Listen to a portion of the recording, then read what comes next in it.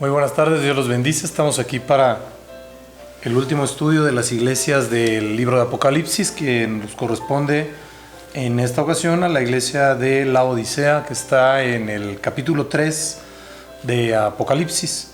Vamos a orar para empezar. Padre Santo, en el nombre de Jesús, te damos tantas gracias por tu amor, tu majestad, tu poder y tu autoridad. Te pedimos, Rey de la Gloria, que te magnifiques de una manera extraordinaria, poderosa, sobrenatural y maravillosa. Que todo lo que has determinado sea cumplido de acuerdo a tu preciosa voluntad. Te rogamos, Señor, que nos des una unción apostólica, profética, evangelística, pastoral y magisterial. Rogándote, precioso Rey, que tu sabiduría, tu inteligencia nos llene y nos prepare para recibir todo aquello que tú tienes para nuestras vidas. Rogándote que tu bendito amor, tu bendito Espíritu Santo nos abrace, nos cuide y nos guarde y nos llene de todo cuanto tú eres, Rey. Te damos muchas gracias porque eres bueno, porque tu misericordia es para siempre y porque tú y solo tú, Señor, tienes el control de nuestras vidas. Te alabamos, te bendecimos y te glorificamos en el nombre precioso de Cristo Jesús. Amén, amén y amén. Les voy a pedir que vayamos al libro de Apocalipsis, capítulo 3, por favor. Apocalipsis 3, verso 14. E inicia el mensaje, dice, el mensaje a la Odisea.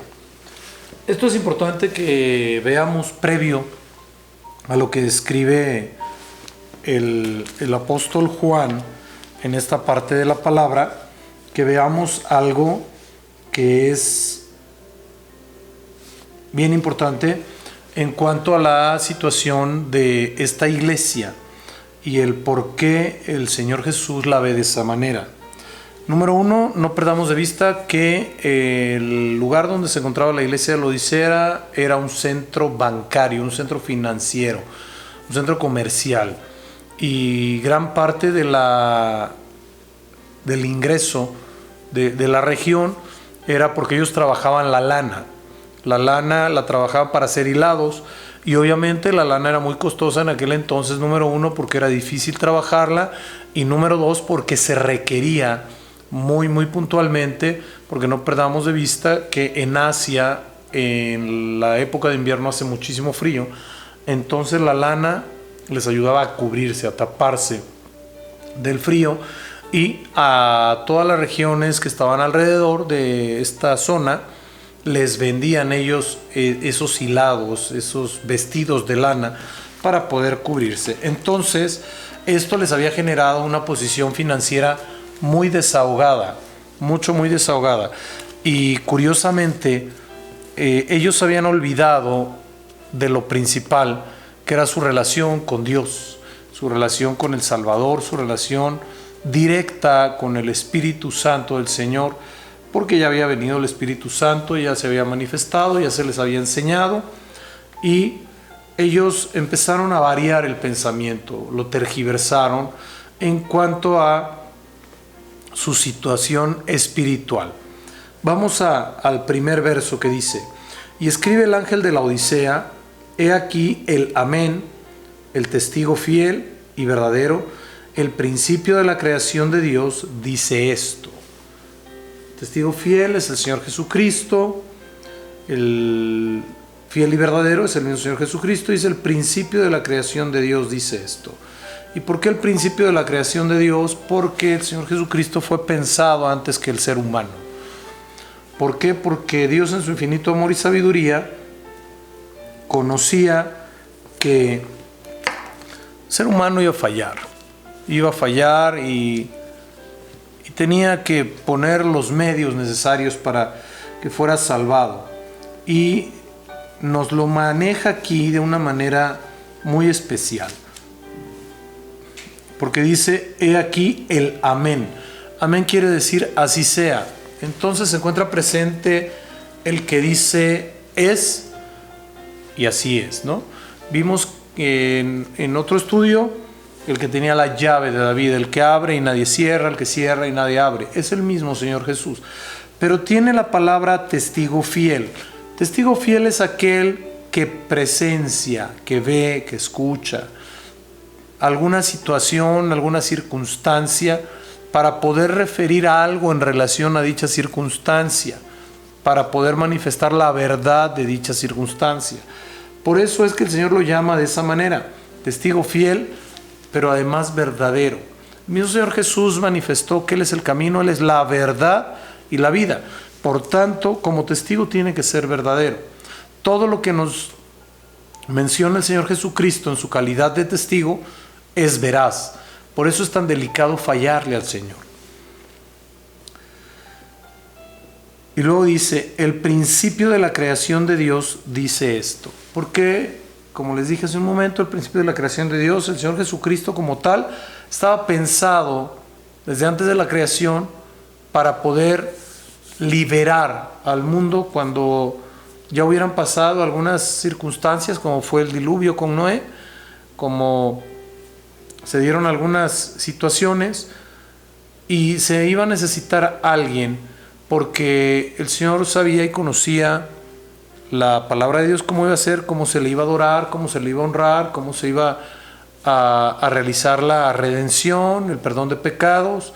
Entonces iba a necesitar un cordero perfecto, y un cordero perfecto no podía ser nadie más que su Hijo. Verso 15. Yo conozco tus obras,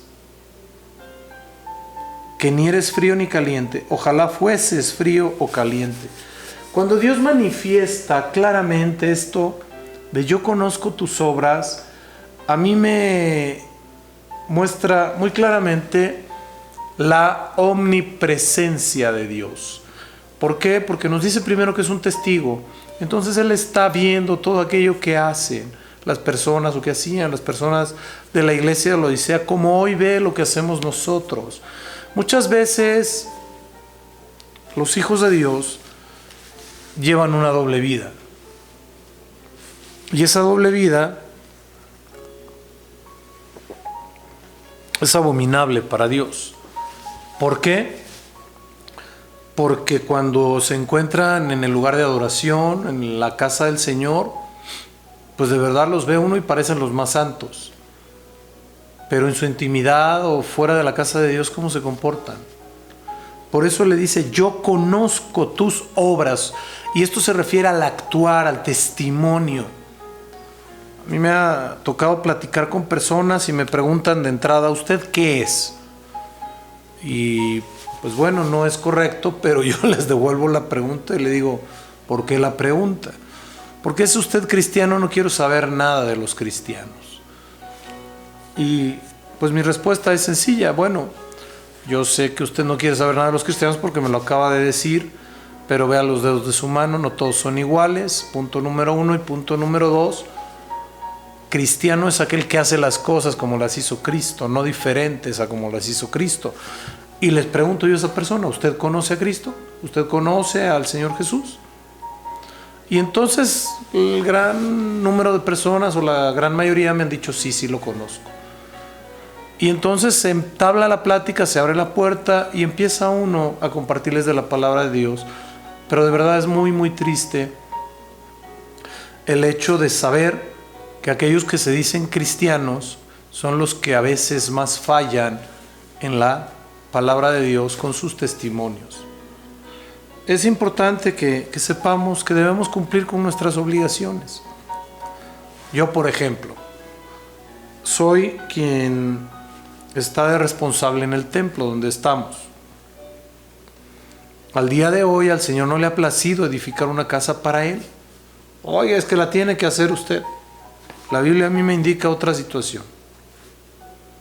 Si a Dios le place, pues el libro de Samuel dice muy claramente que le dijo al profeta Natán que le iba a hacer casa al Señor, que le iba a hacer su casa y que le iba a hacer casa a David también. Entonces yo sí creo que el proveedor de todo es el Señor, que el hacedor de todas las cosas es el Señor. Claro que está en mi corazón hacerle una casa al Señor, claro que sí. Muy puntualmente he estado haciendo cosas, pero he estado orando al Señor y yo le he pedido respuesta. Pero bueno, vamos a lo concreto. El lugar en el que estamos es rentado. Imagínese que yo no pagara la renta? ¿Qué testimonio le podría dar a la propietaria del lugar, a todos los que están alrededor de ella, con quienes tiene ella relación, si yo no cumplo con la renta puntualmente? Pues sería un pésimo testimonio. Mi pregunta es, ¿cómo me podría yo decir cristiano si no cumplo con mis obligaciones? Es bien delicado, bien delicado, mis amados. Por eso es tan importante que el Señor conozca nuestras obras y que nuestras obras sean buenas delante del Señor. Y luego dice que ni eres frío ni caliente, ojalá fueses frío o caliente. Esto, bendito Dios. Lo que quiere decir la palabra aquí es que bueno nos fuera o ser verdaderos delante de Dios o ser contra Dios. Porque el que es contra Dios abiertamente termina siendo, cuando el Señor lo alcanza, de verdad un defensor férreo de las cosas de Dios, porque el que lo convence es el Espíritu Santo, no otra persona. Tengo una hija espiritual que se metió a estudiar filosofía y letras para ir en contra de los cristianos, para demostrarle a los cristianos que no eran buenos ni tal como decían, porque tuvo muy malas experiencias con cristianos, hasta que llegó a Casa de los Milagros y quien la convenció fue el Espíritu Santo. Nadie más.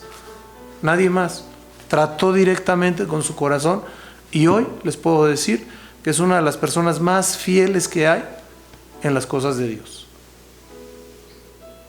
De verdad. Dios me la bendiga grandemente, la favorezca y le multiplique todo lo que hace en el nombre de Jesús.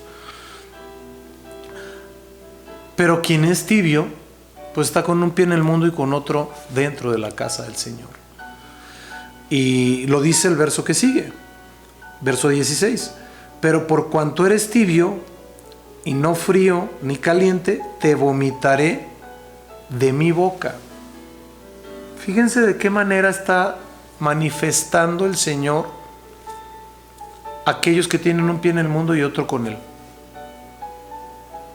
Bien delicado, como un vómito.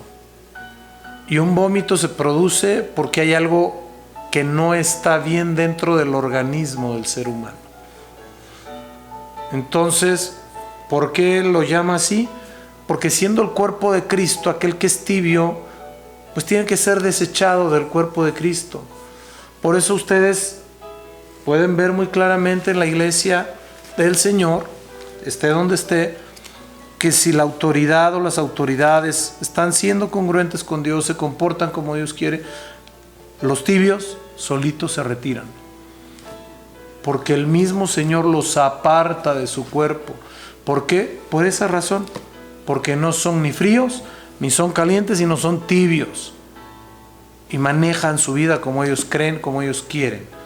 Dicen ser y no son, dicen estar y no son, dicen cumplir y la verdad es que no cumplen. Muchos de ellos desean muchas bendiciones, pero la pregunta es, ¿has cumplido o han cumplido con Dios cabalmente en lo que tienen que cumplir para que Dios desate la bendición? Pensemos en la situación financiera.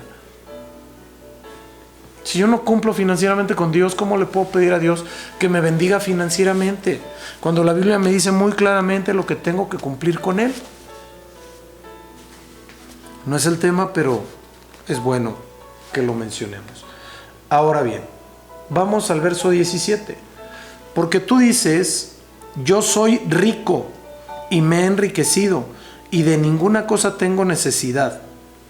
Regresamos al principio, lo que les dije, era un centro bancario, un lugar donde se trabajaba la lana, y en la iglesia de la Odisea había dinero, mucho dinero. Entonces la gente, al no necesitar muchos satisfactores, por decirlo de alguna manera, pues entonces dicen, tengo todo, no necesito nada, y al no necesitar nada, dentro de eso no necesito nada, iba inmerso el Señor. Pero la segunda parte es bien fuerte, porque dice, y no sabes que eres un desventurado, miserable, pobre, ciego y desnudo. La versión de la Biblia Kadosh, en esta parte de la palabra, a mí me impactó mucho lo que dice. Porque las palabras que usa son bien fuertes. Y una de las palabras que usa, se las voy a leer para que no haya ningún problema. Dice el verso 17: te mantienes diciendo, yo soy rico y me he hecho rico. O sea, es por mi trabajo que me he hecho rico. Es lo que manifiestan, ¿no? No necesito nada. No sabes que eres un desgraciado. O sea, no hay gracia de Dios sobre tu vida. No hay posibilidad de nada. Das lástima. Pobre, ciego y desnudo. ¿Por qué Dios les llamaría desgraciado, que da lástima, pobre, ciego y desnudo? Vamos a ver esto porque es bien interesante. La Reina Valera dice, no sabes que eres un desventurado. El desventurado es lo mismo que desgraciado. Miserable, pobre, ciego y desnudo. Aquí hay una situación que tenemos que visualizar. Bienaventurado es el 3 veces bendecido, 3 veces feliz. Pero el desventurado es el 3 veces maldecido, 3 veces infeliz, el que no tiene gracia, por eso le llaman desgraciado. Luego, miserable es una palabra de origen del latín, es miserabilis, que se deriva de miser y significa desgraciado. Se le puede atribuir a los sentimientos o experiencias penosas, difíciles. Siempre esta palabra tendrá una connotación negativa, mala. Pobre también le dice. Pobre viene del hebreo dalá, mishkenut, resh y rish. Esta palabra se utilizaba sobre todo con aquellas personas que no tenían capacidad financiera para satisfacer sus necesidades, es decir, los pobres. Pero el hecho de que Dios le diga a una persona que a sí mismo se considera rica, que es pobre, nos da una connotación espiritual muy directa. ¿A qué voy con esto? Ellos hablaban en lo natural. Decían, como dice, soy rico y me he enriquecido. Estas dos palabras hablaban de su situación natural porque ellos no lograban visualizar el mundo espiritual. Y el Señor les dice espiritualmente, no te equivoques, no tienes eso, porque eso que tienes es solo dinero, solo es dinero. Y si nosotros nos vamos a la historia, el dinero se creó, pongamos en nuestros inicios, con granos de cacao, que era el medio de cambio, con granos de café, que era el medio de cambio. Y hoy, bueno, pues lo hacen diluido y se echan agua y se diluye, ¿no? ¿A qué voy con esto? Hay gente que es tan pobre, que lo único que tiene es dinero. Porque no tiene a Dios, no tiene amigos, no tiene quien lo ame, quien lo asista, si no es por medio del dinero. Entonces no hay nada genuino en su vida, porque todo es comprado. Por eso el Señor le dice, eres pobre, porque lo único que tienes es dinero, no tienes nada más. Y al no tener nada más, pues realmente lo único que tiene es el medio para conseguir todos los satisfactores que su carne necesita. Pero mi pregunta es, ¿con qué se compra el amor? ¿Con qué se compra la misericordia?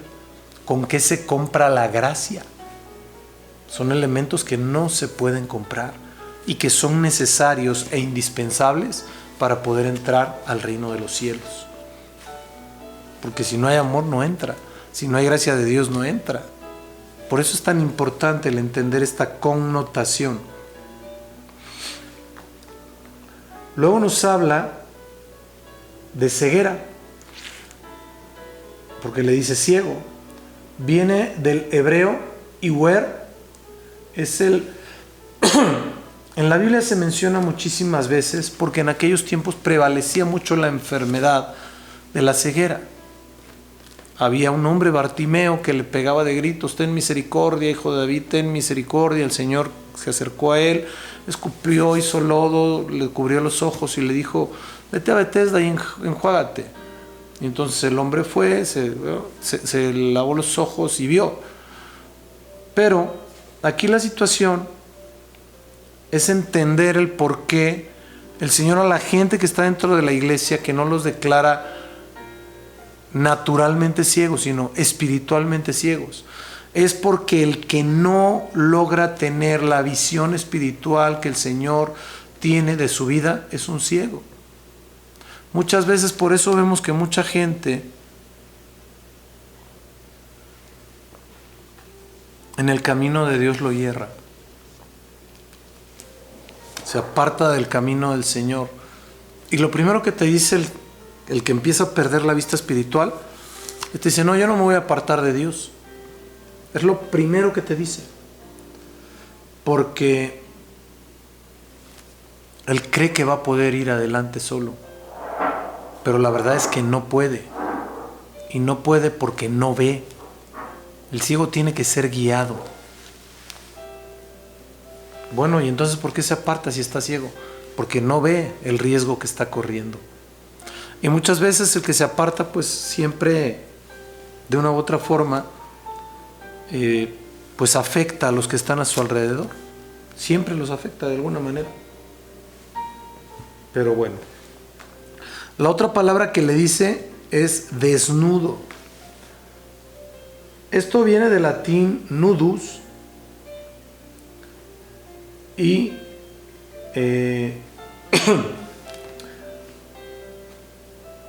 es bien importante que veamos esto.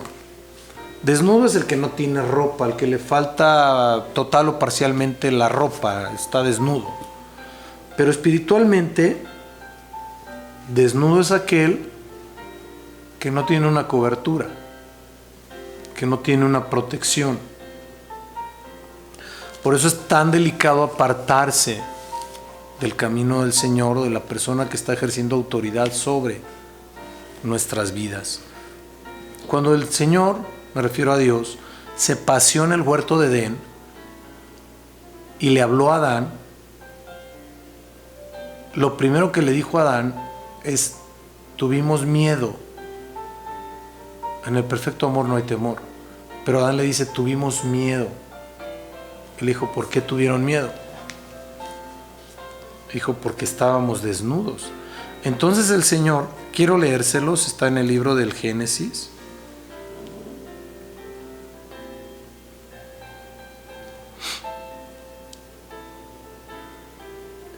Es 2.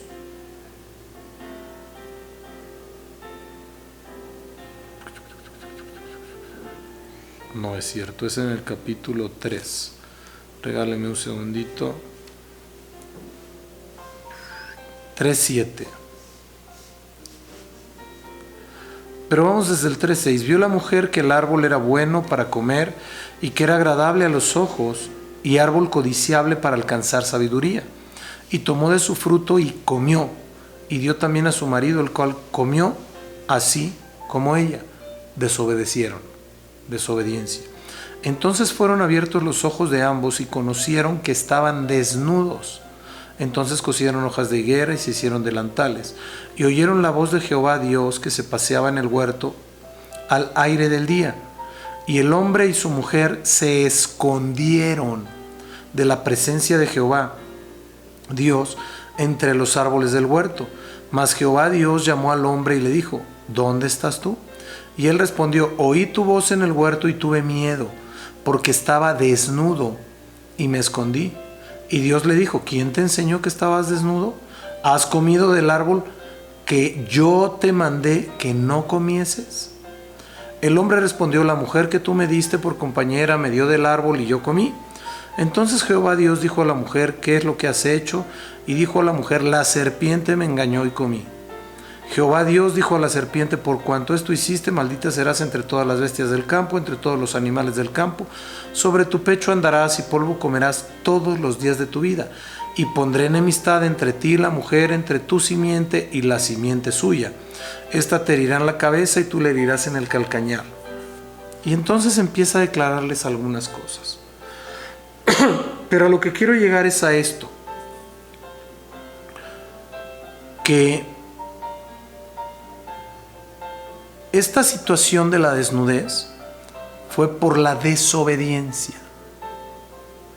Entonces Dios aquí le estaba diciendo a la iglesia de la Odisea: eres desobediente y no hay protección sobre de ti.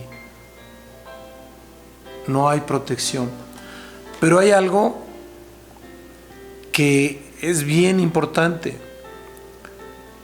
Verso 14 de Génesis 3. Génesis 3:14 dice: y Jehová Dios dijo a la serpiente: por cuanto esto hiciste, maldita serás entre todas las bestias y entre todos los animales del campo. Sobre tu pecho andarás y polvo comerás todos los días de tu vida. Entonces, si la serpiente come polvo todos los días de su vida, y el Señor le dice a Adán que polvo es, les voy a dar la cita,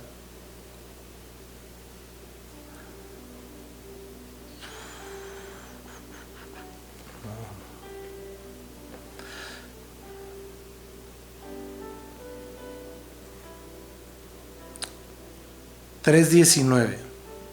En el verso 19 dice: con el sudor de tu rostro comerás el pan hasta que vuelvas a la tierra, porque de ella fuiste tomado, pues polvo eres y al polvo volverás. Y si en el verso 14 el Señor le dijo a la serpiente: comerás y polvo comerás todos los días de tu vida, luego entonces la serpiente se está comiendo al hombre. ¿A cuál? Al desobediente, al rebelde, al que peca. Por eso hay tanta gente que no puede prosperar, por su pecado, por su rebeldía, por su apartamiento de Dios, por muchas cosas. Pero es importante que lo entendamos, porque esta gente se había ubicado ya como que no tenía problemas, no tenía necesidad de nada. Verso 18. Por tanto yo te aconsejo que de mí compres oro refinado en fuego. Bueno, ¿cómo se le compra oro refinado en fuego a Dios? Porque dice la normatividad que cada vez que se pasa el oro por la hornaza se purifica más. Entonces ese oro tiene que estar bien purificado, bien pasado por fuego. Ahí dice refinado en fuego. Esto nos habla de algo que es bien importante que lo visualicemos y que lo veamos, porque la palabra de Dios dice que la fe es probada como el oro.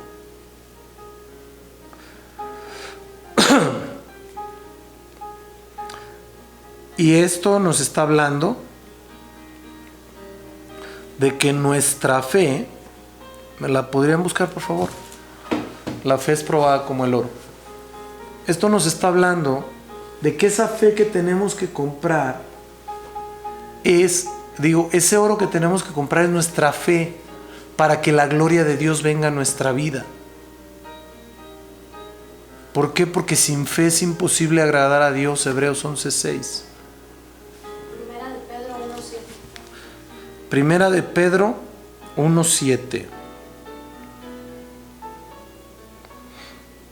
Dice: para que sometida a prueba vuestra fe, muchas gracias, mucho más preciosa que el oro, el cual aunque perecedero se prueba con fuego, sea hallada en alabanza, gloria y honra cuando sea manifestado Jesucristo. Y habiendo sido hallada en alabanza, gloria y honra, entonces esta fe nos va a enriquecer delante de Dios. Por eso es tan importante que nuestra fe vaya avanzando y creciendo. Por eso los discípulos le dijeron al Señor en Lucas 17:5, Señor, aumenta nuestra fe. Porque la fe tiene que ir creciendo, tiene que ir siendo aumentada cada día. Luego dice, y de vestiduras blancas para vestirte. Porque curiosamente la lana que se trabajaba también en la Odisea era lana negra. ¿Por qué? Porque era mucho más fácil teñirla en negro que en cualquier otro color. ¿Por qué? Porque dicen algunos que el negro o el blanco es la ausencia de color, depende del punto donde sea, pero es mucho más fácil teñirla en negro porque esa es la acumulación de todos los colores y la ropa negra es sencillo de darle color. Ahora, vestiduras blancas.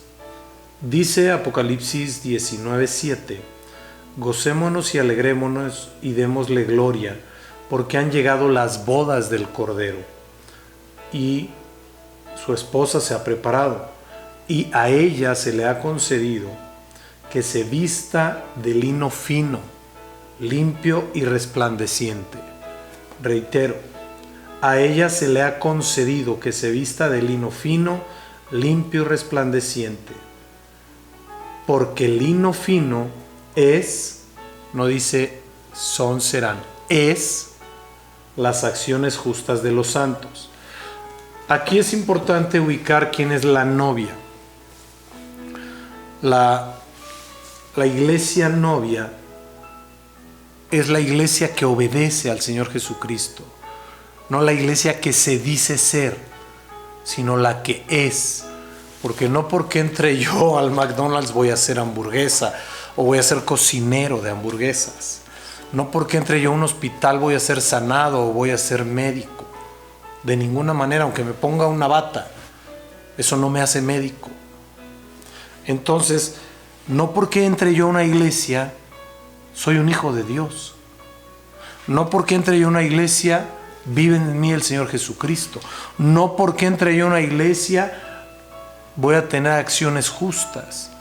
Tengo que buscar hacer lo correcto delante de Dios en el tiempo correcto y a la hora correcta para poder ser un testimonio viviente en las cosas del Señor.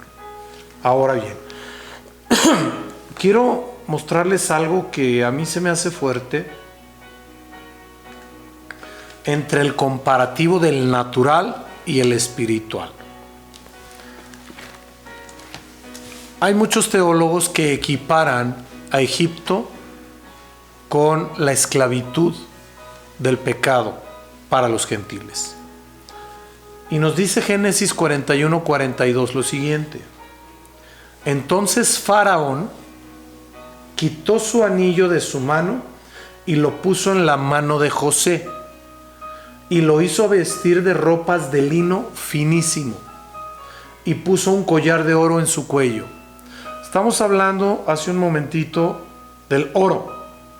Y resulta ser que el rey de esclavitud, como es Faraón, le pone un collar de oro, y este oro pues es o era producto de las conquistas de Faraón, dentro de ellas la de Israel.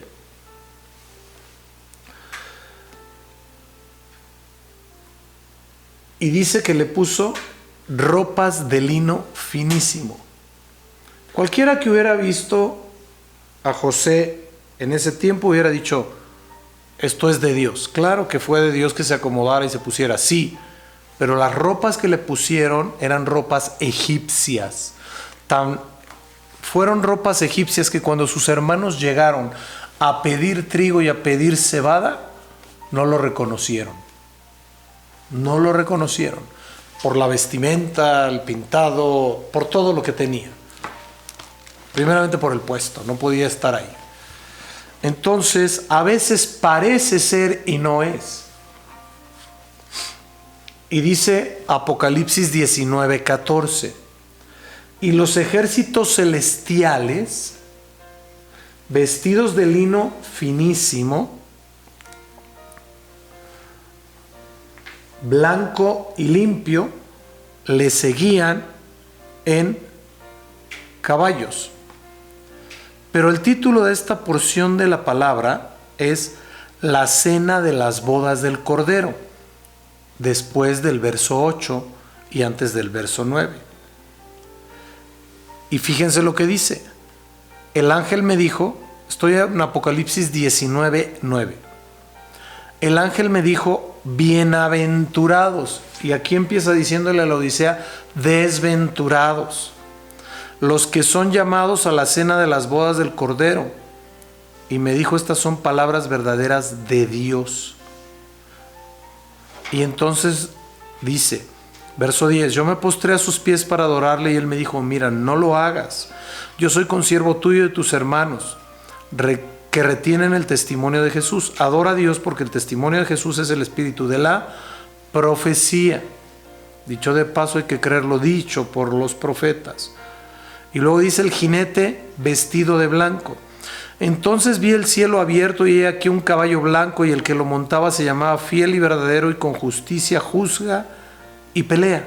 Señor Jesucristo.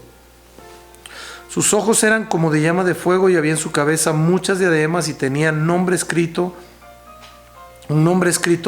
que ninguno conocía sino él mismo. Estaba vestida de ropa teñida en sangre, y su nombre es el Verbo de Dios. El apóstol Juan dice, en el principio era el Verbo, y el Verbo se hizo carne, y el Verbo estuvo con nosotros. Estoy parafraseando. Señor Jesucristo. Y los ejércitos celestiales, vestidos de lino finísimo, blanco y limpio, le seguían en caballos blancos. ¿Por qué? Porque esos ejércitos celestiales van a estar compuestos de los santos que sean arrebatados y vendrán a la tierra o vendremos en el nombre de Jesús profetizando, vendremos a la tierra siguiéndolo en caballos blancos para juzgar a la tierra. Esto es bien importante, porque si no lo vemos en los dos puntos, entonces vamos a tener algunos problemas. Ahora bien, y que no se descubra la vergüenza de tu desnudez, lo que le pasó a Adán y a Eva. Y le dice, y unge tus ojos con colirio para que veas. Estas personas no eran ciegas como Bartimeo, pero hay que entender que el colirio es un medicamento oftalmológico. Y curiosamente, en la región de la Odisea había una escuela de medicina en donde, bueno, no era en la Odisea. Vamos a verlo por aquí.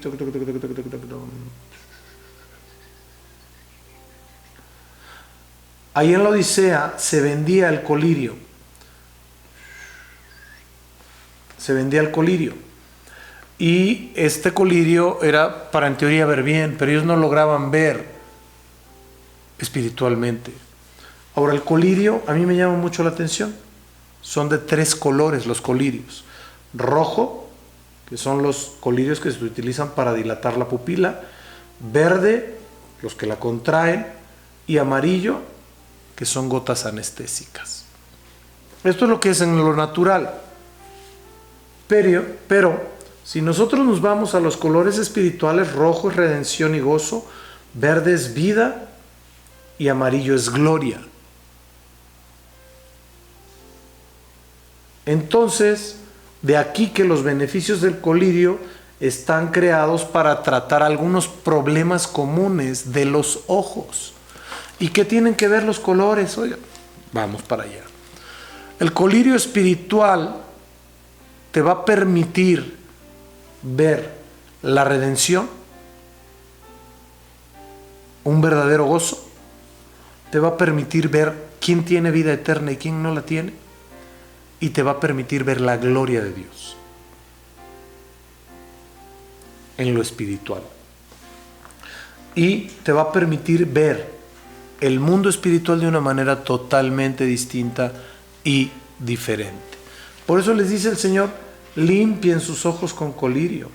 En Juan 9:39 el mismo Señor Jesús dijo, y dijo Jesús, yo para juicio he venido a este mundo, para que los que no ven, vean, y para que los que ven sean cegados. ¿A qué se refería el Señor? Al mundo espiritual. Verso 19, Apocalipsis 3:19. Yo reprendo y castigo a todos los que amo. Sé pues celoso y arrepiéntete. Aquí hay algunos puntos que tenemos que ver muy claramente. En el libro del Éxodo capítulo 20, cuando el Señor da el decálogo, dentro de ese decálogo el Señor habla de una situación de carácter personal. Y esta situación de carácter personal de la que habla Dios es que Dios es un Dios fuerte y celoso. Pero fíjense lo que dice el verso 5, Éxodo 25, dice, no te inclinarás a ellas ni las honrarás, porque yo soy Jehová tu Dios, fuerte, celoso, que visito la maldad de los padres sobre los hijos hasta la tercera y cuarta generación de los que me aborrecen. ¿Qué es lo que puede muchas veces cegar la vista espiritual? La falta de honra y el darle una gloria a lo que no tiene o no debe tener gloria. ¿A qué me refiero? Si nosotros no honramos a Dios, vamos a ser ciegos espirituales. Porque al primero que se le debe dar honra, gloria y alabanza es a Dios.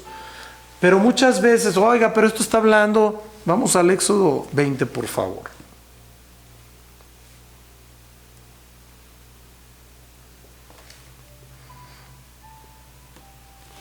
Esto está hablando de los dioses ajenos. No, yo no tengo dioses ajenos, yo soy hijo de Dios. Te compro la idea.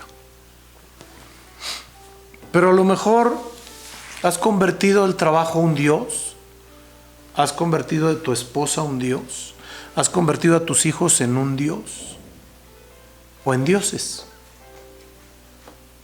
Y tu prioridad son ellos antes que Dios. Y dice el Señor que Él quiere el número 1, no el 2, ni el 3, ni el 5, no, el 1. Ese es el número que el Señor quiere, porque Él es primero antes que todo. Y muchas veces la gente genera esos dioses y no se da cuenta, y entonces empieza a cegar su mirada espiritual. Deja de honrar a Dios porque están honrando a otros dioses. El libro de Proverbios dice, de entradita, honra a Jehová con tus bienes y con las primicias de tus frutos. Proverbios 3:9. Luego entonces, cuando la gente deja de cumplir con Dios, se le cega la vista. Cuando la gente pone sus ojos en otras cosas, en personas o en lo que sea, antes que en Dios, empieza a cegarse la vista. ¿Y cómo es el colirio espiritual? La palabra de Dios. No hay para dónde irse, mis amados. La palabra de Dios es el mejor colirio porque nos enfrenta cara a cara con el Señor Jesucristo y nos limpia la vista para que podamos ver bien. Ahora bien,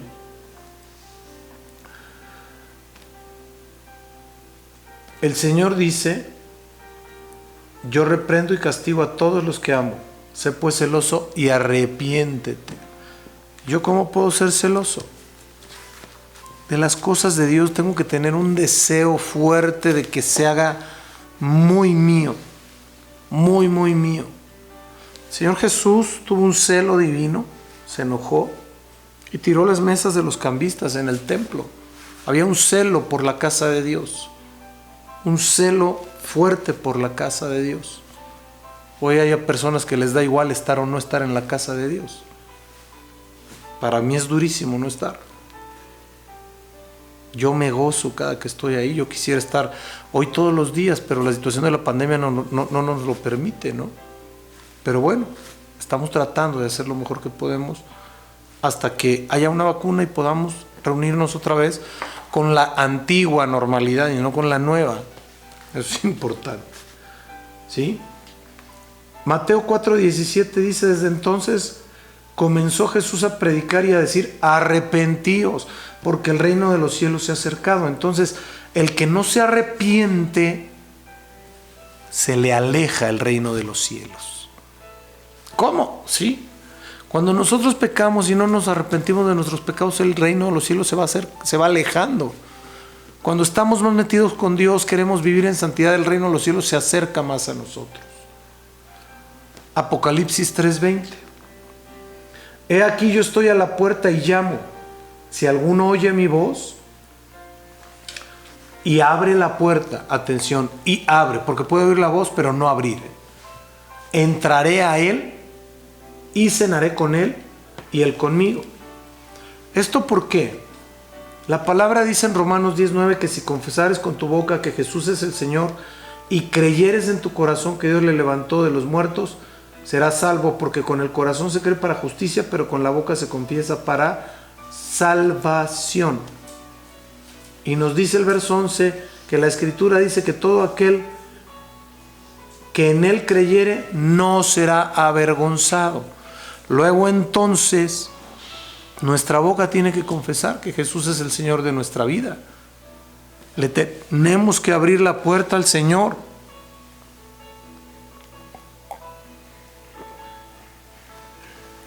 Le tenemos que abrir la puerta al Señor para que Él entre a nuestra vida, para que Él tome posesión del trono de nuestro corazón y Él sea el centro de nuestra vida, natural y espiritual, para que a partir de ahí Él empiece a gobernar nuestra vida a través de la normatividad escrita, de la ley escrita, que es la palabra de Dios. Desde Génesis 1:1 hasta Apocalipsis 22:18.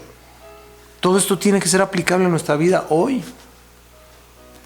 Porque si yo quiero tomar de uno y otro lado, entonces también me va a ser aplicable que al que le quitare palabras de la palabra de Dios, dice este libro de la profecía, que es toda la Biblia, Dios quitará su parte del libro de la vida, y el que le añadiere, Dios añadirá las plagas sobre su vida.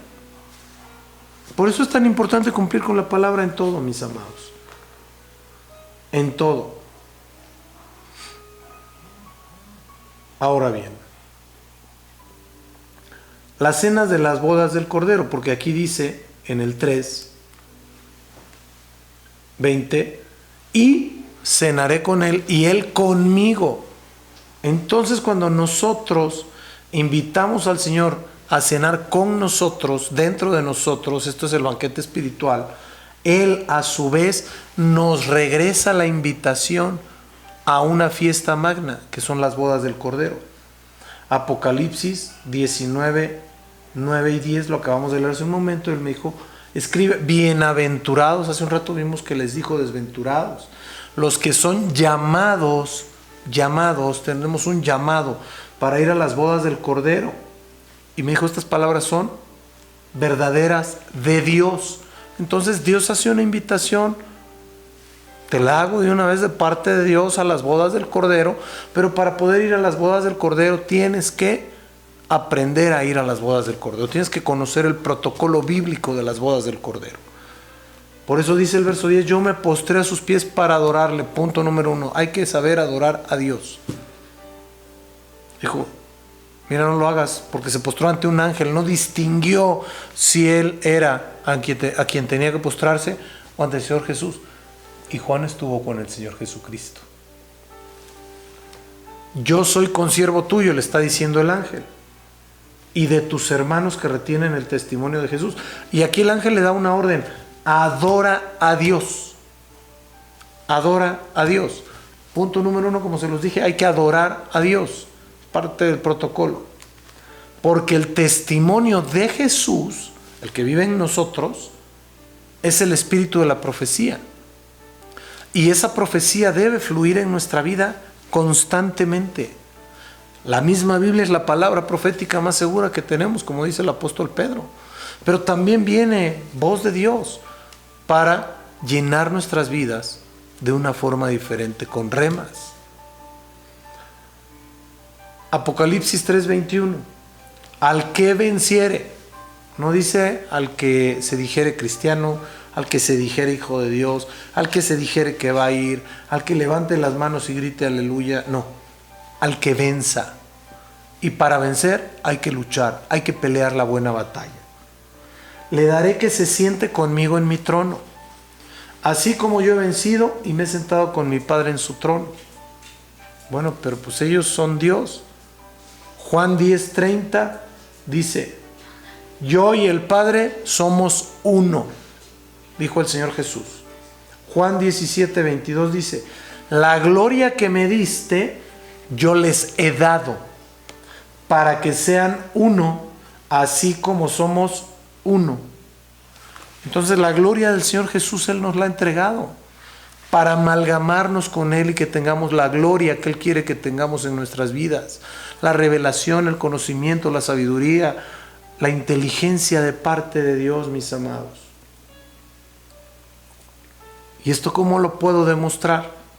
Efesios 4:25 dice lo siguiente: por lo cual, desechando primeramente la mentira, el que miente no entra al reino de Dios, no va a las bodas. Hablad verdad cada uno con su prójimo, no solo con Dios, con tu prójimo, porque somos miembros los unos de los otros. A ver, ¿cómo? Sí. Si tú le mientes a tu hermano, te estás mintiendo a ti mismo, porque somos un mismo cuerpo, el cuerpo de Cristo. Imagínate que el cerebro le mandara al pie derecho la información de que es pie izquierdo. ¿Cómo caminaría?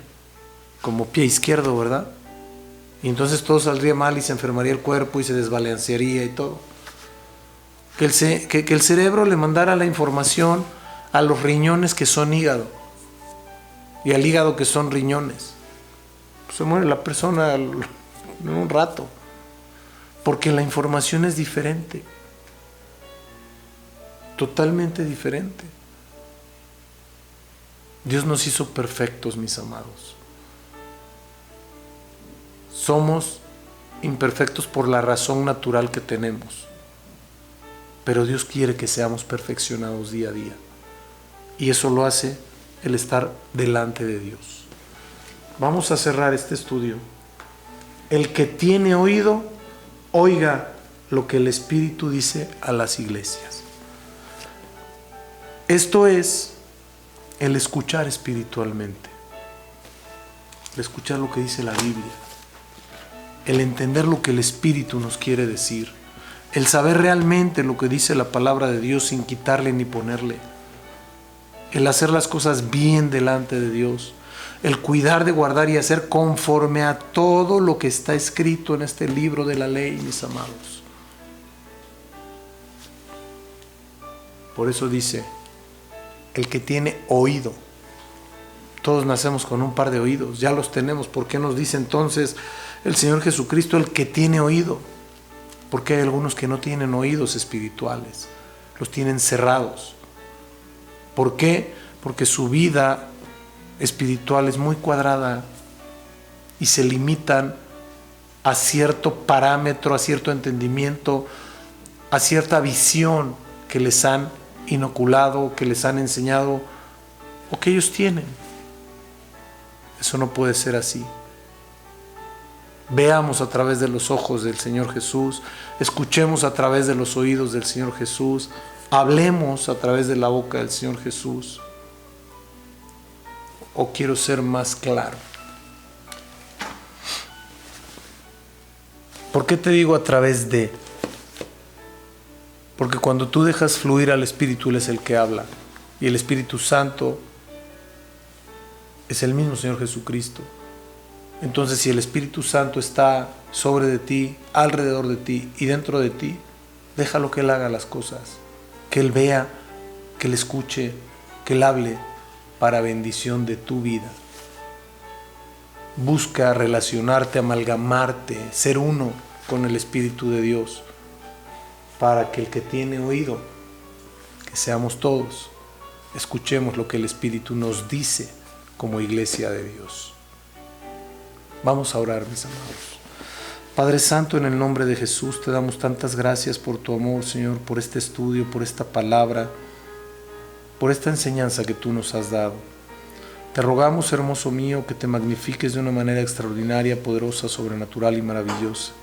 Que nos sigas enseñando cada día para avanzar, crecer y desarrollar de acuerdo a como tú lo tienes planeado. Te suplicamos, Rey de la Gloria, que tú tomes el control de nuestra vida y que tú seas siempre, siempre, siempre en, con y sobre de nosotros.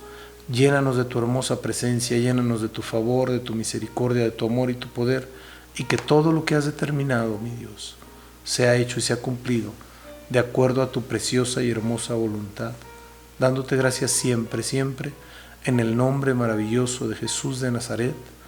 Amén, amén y amén. Dios me los bendice, les mando un fuerte abrazo, les amo mucho, que el Señor les guarde.